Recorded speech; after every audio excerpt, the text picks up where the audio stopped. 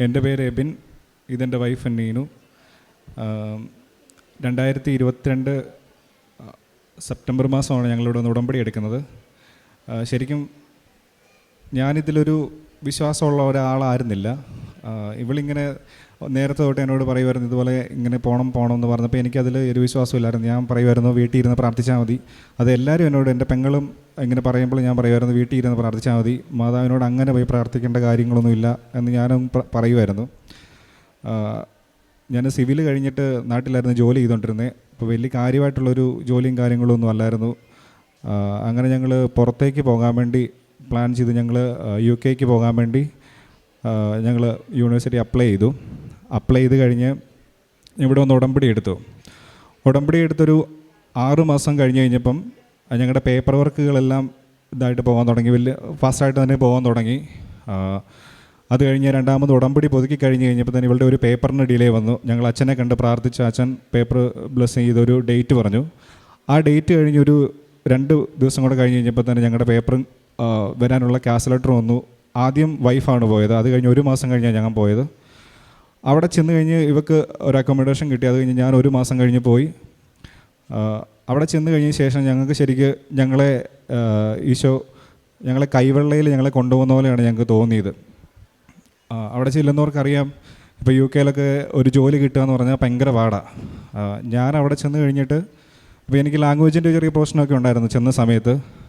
ഞാൻ അവിടെ ചെന്ന് കഴിഞ്ഞ് ഞങ്ങൾക്ക് കിട്ടിയ വീടിനടുത്ത് ജസ്റ്റ് ഗൂഗിൾ ചെയ്ത് നോക്കിയപ്പം 1-2 സ്ഥലത്ത് ഞാൻ പോയി അപ്ലൈ ചെയ്ത് ഒരിടത്ത് തന്നെ ഇൻ്റർവ്യൂവിന് വിളിച്ചു. സാധാരണ ഒരു ഇൻ്റർവ്യൂ കഴിഞ്ഞൊരു 3-4 ദിവസം കഴിഞ്ഞിട്ട് അവരെ അറിയിക്കാമെന്നാണ് പറയുന്നത്. അപ്പം തന്നെ അവരെനിക്ക് ഇൻ്റർവ്യൂ കഴിഞ്ഞ സമയം തന്നെ എന്നോട് പറഞ്ഞു നിങ്ങൾക്ക് കിട്ടി, അവിടെ എനിക്ക് ജോലി കിട്ടി. അപ്പോൾ ശരിക്കും സ്റ്റുഡൻറ്റ് വിസയിലാണ് പോയതുകൊണ്ട് ഞങ്ങൾക്ക് നല്ല കടവും കാര്യങ്ങളും ഉണ്ടായിരുന്നു. ഇവള് വൈഫും ഞാൻ ഡിപ്പെൻഡൻ്റുമായിട്ടാണ് പോയത്. അപ്പോൾ ശരിക്ക് സ്റ്റുഡൻറ്റ് വിസയിൽ പോകുന്നവരാണെങ്കിൽ തന്നെ അവിടെ ഒരു വിസയ്ക്കാണല്ലോ പോകുന്നത്. അപ്പം ഞാനവിടെ കയറി കഴിഞ്ഞൊരു 3 മാസം കഴിഞ്ഞപ്പോൾ തന്നെ ഞാൻ അവരോട് വിസയുടെ കാര്യം ചോദിച്ചു, വിസ കിട്ടുമെന്ന് ചോദിച്ചപ്പോൾ അവർ പറഞ്ഞു അവർക്ക് വിസ എന്താണെന്ന് പോലും അറിയത്തില്ല, അവർക്ക് സ്പോൺസർഷിപ്പിനെ കുറിച്ച് ഒന്നും അറിയത്തില്ല എന്ന് പറഞ്ഞു. അപ്പോൾ ഞങ്ങൾ ഓർത്തൊരു 6 മാസം കഴിഞ്ഞിട്ട് വേറെ എവിടെയെങ്കിലും നോക്കാം, കാരണം ഇത്രയും കടവും കാര്യങ്ങളൊക്കെ ഉള്ളതുകൊണ്ട് ഒരു വിസയ്ക്കാണല്ലോ വന്നത്. അപ്പം 6 മാസം കഴിഞ്ഞിട്ട് നോക്കാമെന്ന് വിചാരിച്ച് ഞങ്ങൾ ഇരുന്ന് കഴിഞ്ഞപ്പോൾ തന്നെ ഒരു 3 മാസമൊക്കെ കഴിഞ്ഞപ്പോൾ തന്നെ അവർ ഞങ്ങളോട് ചോദിച്ചു ഇത് എങ്ങനെയാണ് ഈ വിസ അപ്ലൈ ചെയ്യുന്നത്, ഞങ്ങളെ എന്താണെന്ന് അറിയത്തില്ല, വിസ എങ്ങനെയാണ് അപ്ലൈ ചെയ്യുന്നതെന്ന് ഓർത്തു. ഇങ്ങോട്ട് ചോദിച്ചു. അതിന് മുന്നേ എനിക്ക് ഞങ്ങളുടെ കൃപാസനത്തിലെ എല്ലാം വെഞ്ചരിച്ച ഉപ്പും തൈലും എല്ലാം ഒക്കെ ഉണ്ടായിരുന്നു. അപ്പം ഞങ്ങൾ എല്ലാ ദിവസവും, ഞാൻ ജോലിക്ക് പോകുന്ന എല്ലാ ദിവസവും ഞങ്ങളവിടെ പോകുമ്പം എല്ലാ ദിവസവും എന്ന് പറഞ്ഞ പോലെ പ്രതിഷേധന പ്രാർത്ഥന അതിൻ്റെ തൊട്ട് മുന്നിൽ നിന്ന് പ്രാർത്ഥിക്കും. പിന്നെ ഒരു ദിവസം ഇവൾ എൻ്റെ ഉപ്പ് വന്നിട്ട് പറഞ്ഞു അത് അവിടെ കൊണ്ട് വെക്കാൻ പറഞ്ഞു. ഞാനാണെങ്കിൽ അത് മാനേജറിൻ്റെ ഓഫീസിൻ്റെ തൊട്ട് മുന്നിൽ കൊണ്ട് വെച്ചു. ഒരു ദിവസം വെഞ്ചരിച്ച ഉപ്പ് കൊണ്ട് വെച്ചു. അത് കഴിഞ്ഞൊരു 2 മാസം കഴിഞ്ഞപ്പോൾ തന്നെ ജോലിക്കിടയിൽ ഇവരെന്നെ ഓഫീസറോട് വിളിച്ചിട്ട് പറഞ്ഞു ഞങ്ങൾ വിസയ്ക്ക് അപ്ലൈ ചെയ്തിട്ടുണ്ട്, പക്ഷേ അവർക്ക് കിട്ടിയ ലൈസൻസിൻ്റെ അകത്ത് പുറത്തുനിന്ന് ഒരാൾക്ക് വിസ കൊടുക്കാൻ പറ്റത്തില്ല എന്നാണ്, അവിടെ ഉള്ളവർക്ക് വിസ കൊടുക്കാം, പുറത്തുനിന്ന് പറ്റത്തില്ല എന്നാന്ന് പറഞ്ഞു. അപ്പോൾ ഞാൻ ഓർത്തു കിട്ടത്തില്ലായിരിക്കും, വേറെ എവിടെയെങ്കിലും നോക്കണമായിരിക്കും എന്ന് ഓർത്ത് ഞങ്ങൾ പല ഏജൻസിയായിട്ട് പൈസ കൊടുത്ത് തന്നെ വിസ എടുക്കാമെന്നുള്ള രീതിയിൽ ഓർത്തിട്ട് അങ്ങനെ ഞങ്ങൾ കുറേ നോക്കി. പൈസ 10-15-20 ലക്ഷം രൂപയ്ക്ക് അവർ ചോദിക്കുന്നത്. അങ്ങനെ ഒരു 2 ആഴ്ച കൂടെ കഴിഞ്ഞ് ഞങ്ങൾ ഇതുപോലെ ഓൺലൈനിൽ ഉടമ്പടി എടുത്ത് പ്രാർത്ഥിച്ചൊക്കെ കഴിഞ്ഞപ്പോൾ തന്നെ ഒരു ദിവസം എന്നെ വിളിച്ചിട്ട് ഇവർ പറഞ്ഞു, ശരിക്കും ഞാൻ മാത്രമേ ഇവിടെ മലയാളി ഉണ്ടായിരുന്നു, ഇവർക്ക് വിസ എന്താണെന്ന് പോലും അറിയത്തില്ല. ഇവർ പറഞ്ഞു ഇവർക്ക് വിസ കിട്ടിയിട്ടുണ്ട്, അതിൽ ഒരാൾക്ക് മാത്രം കൊടുക്കാമെന്നുള്ള രീതിയിലാണ് അവർക്ക് ലൈസൻസ് കിട്ടിയത്, ഒരാൾക്ക് വിസ കൊടുക്കാമെന്ന് ഉള്ള രീതിയിലാണ്, അത് നിങ്ങൾക്ക് ഞങ്ങൾ തരുവാന്ന് പറഞ്ഞു. അങ്ങനെ ഞങ്ങൾ വിസ അപ്ലൈ ചെയ്ത് ഞങ്ങൾക്ക് ആദ്യം 1 വർഷത്തെ, അവർക്ക് അറിയത്തില്ലാത്തതുകൊണ്ട് 1 വർഷത്തെ വിസയാണ് അവർ ശരിക്കും ചെയ്തത്. ഞങ്ങളത് എഡിറ്റ് ചെയ്ത് ഞങ്ങൾ സബ്മിറ്റ് ചെയ്ത് കഴിഞ്ഞപ്പോൾ ഞങ്ങൾക്കത് 3 വർഷത്തെ വിസയാക്കി കിട്ടി. അതുപോലെ സ്റ്റുഡൻറ്റ് വിസ ആയിരുന്നു, ഇവളിപ്പോൾ ഡിപ്പെൻഡൻ്റ് വിസയിലോട്ട് മാറി, എനിക്കിവിടെ വർക്ക് വിസയായി. അങ്ങനെ ദൈവം ഒത്തിരി ഞങ്ങളെ അവിടെ അനുഗ്രഹിച്ചു. പിന്നെ അവിടെ ജോലി ചെയ്യുന്നവർക്കൊക്കെ അറിയാം, ഞാനിവിടെ പള്ളിയിൽ കൊയറും കാര്യങ്ങളൊക്കെ ആയിട്ട് നിന്നാൾ, പള്ളിയിൽ പാട്ടൊക്കെ അത്യാവശ്യം ഒക്കെ പാടി നിന്നാൾ. അന്നേരം അപ്പം അവിടെ ചെന്ന് കഴിഞ്ഞപ്പോൾ ഞായറാഴ്ച പള്ളിയിൽ പോകാനൊക്കെ ഭയങ്കര ഒരു ബുദ്ധിമുട്ടാണ്, പള്ളി പോകാതിരുന്നപ്പോൾ ഒരു ബുദ്ധിമുട്ടൊക്കെ ആയിരുന്നു.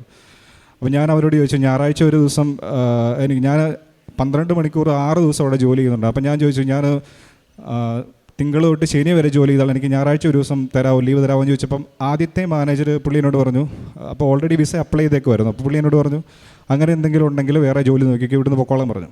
അപ്പോൾ ഞാൻ ഓർത്ത് ഇപ്പോൾ ജോലി ഇത്രയും കഷ്ടപ്പെട്ട് വന്നിട്ട് ഇവിടെ ജോലിയാണല്ലോ ആവശ്യം, അങ്ങനെ ഉണ്ടെങ്കിൽ ഇപ്പോൾ ഞായറാഴ്ച ഇപ്പോൾ അതുപോലെ ഞങ്ങൾ വീട്ടിലാണെന്ന് പറഞ്ഞാൽ വേറെ അങ്ങനത്തെ ഒരു ഇതിലൊന്നും പോകുന്നില്ല ഞായറാഴ്ച. അപ്പം ഞായറാഴ്ച എന്നാൽ പിന്നെ ജോലിക്ക് പോയേക്കാം അന്ന് ഓർത്ത് അങ്ങനെ ഇരുന്നപ്പോഴാണ് കുറച്ച് നാൾ കഴിഞ്ഞപ്പോൾ തന്നെ, ഒത്തിരി ഒന്നും പോയില്ല, ഞാൻ ഒരു 2-3 ഷിഫ്റ്റ് ചെയ്തേ ഉള്ളൂ. അത് കഴിഞ്ഞപ്പോൾ തന്നെ ആ മാനേജർ തന്നെ അവിടെ നിന്ന് മാറിപ്പോയി. അവിടുത്തെ അസിസ്റ്റൻ്റ് ആയിരുന്ന ആൾ തന്നെ ഇവിടെ മാനേജർ പോസ്റ്റിലോട്ട് വന്നി. പുള്ളിക്കാരി ആദ്യം എന്നോട് ചോദിച്ചത്, എബിന് ഞായറാഴ്ച ഓഫ് വേണ്ടതെന്ന് ചോദിച്ചേ. അപ്പം ഞങ്ങളിപ്പോൾ അത് കഴിഞ്ഞിട്ട് നിങ്ങൾക്കറിയാം UK എന്ന് പറഞ്ഞാൽ ഹസ്ബൻഡും വൈഫും ഒരു കമ്പനിയിൽ ഒരുമിച്ച് ജോലി ചെയ്യാൻ പറ്റത്തില്ല. അവരെന്നോട് ഇങ്ങോട്ട് പറഞ്ഞു, എബിൻ്റെ വൈഫിനെയും കൂടെ ഇങ്ങോട്ട് കൊണ്ടുപോവാ, നിങ്ങൾക്ക് 2 പേർക്ക് ഇവിടെ ജോലി ചെയ്യാമെന്ന് പറഞ്ഞ് ഇവിടെ അവിടെ ഇൻ്റർവ്യൂവിന് വിളിച്ച് ഇവർക്ക് ഇവിടെ ജോലി ചെയ്യുന്നത്. ഞങ്ങളിപ്പം ഒരേ ഷിഫ്റ്റിൽ ഒരേ ദിവസം ഒരുമിച്ച് ഞായറാഴ്ച ഒഴികെയുള്ള ദിവസങ്ങളിൽ ഞങ്ങളവിടെ ജോലി ചെയ്യുന്നുണ്ട്.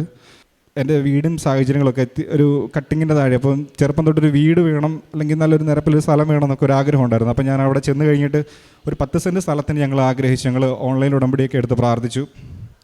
ദൈവം ഞങ്ങൾക്ക് 30 സെൻറ്റ് സ്ഥലം നല്ലൊരു പ്ലോട്ടിൽ ഞങ്ങൾക്ക് അനുഗ്രഹിച്ചു. അതുപോലെ തന്നെ ഞങ്ങൾ 10-20 വർഷമായിട്ട് ഞങ്ങൾക്ക് സ്വന്തമായിട്ട് വെള്ളമൊന്നുമില്ലായിരുന്നു, വേറെ സ്ഥലത്തുനിന്ന് വെള്ളം എടുക്കുന്നതും വെള്ളം ഇതാകുന്നതും. അപ്പം കഴിഞ്ഞ ദിവസം ഞങ്ങൾ നാട്ടിൽ വന്നു കഴിഞ്ഞപ്പോൾ, ഞങ്ങൾ വന്നിട്ടിപ്പോൾ 2 ആഴ്ചയായി. നാട്ടിൽ വന്നു കഴിഞ്ഞപ്പോൾ അവിടെ ഒരു കുഴൽ അടിച്ചു കഴിഞ്ഞപ്പോൾ ഞങ്ങൾക്ക് ശരിക്കും അവിടെ 1000-ലൊക്കെ താഴണം കുഴൽ കിണർ വെള്ളം കിട്ടണമെങ്കിൽ. ആ ഒരു ഏരിയയാണ്. അവിടെ 175 അടിക്കുക തന്നെ ഞങ്ങൾക്ക് അത്യാവശ്യം വെള്ളം കിട്ടി. അത് കഴിഞ്ഞ് പിന്നെ ഞങ്ങൾ 700 വരെ താത്തു. ഞങ്ങൾക്ക് നല്ല വെള്ളമുണ്ട്. അതുപോലെ ഞങ്ങളുടെ ഓരോ ചെറിയ കാര്യങ്ങൾ പോലും ഞങ്ങൾ ഓർക്കും. ഇപ്പം ഞങ്ങൾ പുറകോട്ട് നോക്കുമ്പോൾ തന്നെ ഞങ്ങൾക്ക് വളരെ അത്ഭുതമായിട്ട് തോന്നുന്നുണ്ട്. ഞങ്ങളുടെ കാര്യങ്ങളെല്ലാം ദൈവം വളരെ ഭംഗിയായിട്ട് ഞങ്ങൾക്ക് ക്രമീകരിച്ച് തരുന്നുണ്ട് എല്ലാം. മെയിനായിട്ട് ഞങ്ങൾക്ക് ഈ പള്ളിയിൽ പോകാനും അതൊക്കെ പ്രത്യേക ഒരു അനുഗ്രഹമായിട്ട്, കാരണം അവിടെ 6 മാസം ഒരു ഇംഗ്ലീഷ് ചർച്ചിലായിരുന്നു ഞങ്ങൾ പൊയ്ക്കൊണ്ടിരുന്നത്. അതൊരു ദിവസം കഴിഞ്ഞ് ഞാൻ ജോലി ചെയ്തിങ്ങനെ ഞാൻ ഓർത്തിന് നാട്ടിൽ വന്നു കഴിഞ്ഞ് ഒരു മലയാളം കുർബാന കൂടാൻ പറ്റുള്ളൂ, കാരണം അങ്ങനെ ഒരു ഏരിയയിലാണ് ഞങ്ങൾക്ക് വീട് കിട്ടിയത്, കാരണം ഇംഗ്ലീഷുകാർ മാത്രമേ ഉള്ളൂ അവിടെ. അപ്പം ഞാൻ ജോലി കഴിഞ്ഞ് നടന്നു വരുമ്പം ഒരച്ഛൻ വന്നു, എൻ്റെ നേരെ ഓപ്പോസിറ്റ് ഒരു അച്ഛൻ വന്നു, വണ്ടി തുറന്നിറങ്ങി. അപ്പം മലയാളി. അപ്പം ഞാൻ ജസ്റ്റ് ഒന്ന് സംസാരിച്ച് കഴിഞ്ഞപ്പം അതെനിക്ക് ആദ്യം മനസ്സിലായില്ല. അച്ഛൻ ആലപ്പുഴ, അച്ഛൻ്റെ വീട് ആലപ്പുഴ തന്നെയാണ്. അച്ഛൻ അവിടെ ഒരു ഇടവകയിലിട്ട് വന്നിട്ടൊരു 6 മാസം ഉണ്ടായിരുന്നുള്ളൂ. അപ്പോൾ അച്ഛനവിടെ ഒരു പുതിയൊരു ഇടവകയൊക്കെ ക്രിയേറ്റ് ചെയ്യുമായിരുന്നു. അപ്പം എന്നോട് പറഞ്ഞു ഇതുപോലെ, ഞാൻ പറഞ്ഞു അച്ഛൻ ഞാനിവിടെ നാട്ടിൽ പാട്ടൊക്കെ പാടിക്കൊണ്ടിരുന്നു, കൊയറിലൊക്കെ ഉണ്ടായിരുന്നൊക്കെ പറഞ്ഞ് അച്ഛൻ പറഞ്ഞു അടുത്ത ആഴ്ച തൊട്ട് ഞായറാഴ്ച തൊട്ട് പള്ളിയിലോട്ട് വരാൻ പറഞ്ഞു. ഞങ്ങളിവിടെ നിന്നൊരു 10-15 മിനിറ്റേ ഉള്ളൂ ബസ്സിന് ശരിക്കും.